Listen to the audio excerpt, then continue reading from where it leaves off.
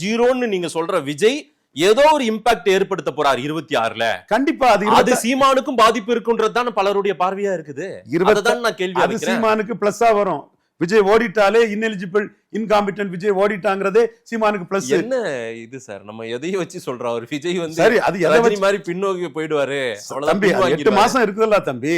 அவன் Vijay incompetent ineligible ஓடிட்டா சீமானுக்கு அது பிளஸ் தானே தம்பி. சரிப்பா, விஜய் வந்து பாராளுமன்ற கட்டடத்துல சமஸ்கிருதருக்கு ஏன் தமிழ் இல்ல பதில் சொல்லிடுவாராப்பா சார்? இப்ப ஆகஸ்ட்ல மாநாடு, அப்புறம் சுற்றுப்பயணம் தமிழ்நாடு முழுக்க. தம்பி எல்லாம் சினிமாவுக்காக பப்ளிசிட்டிக்காக பண்ணுவாங்கப்பா.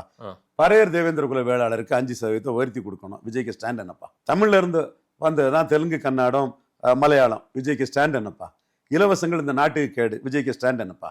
மரியாதைக்குரிய திரு ரவீந்திரன் துரைசாமி அவர்கள் ரஜினிகாந்த் அரசியலுக்கு வரும்போது இதையெல்லாம் நான் கேட்டேன். இதெல்லாம் தெரியுமா ரஜினிகாந்துக்கு?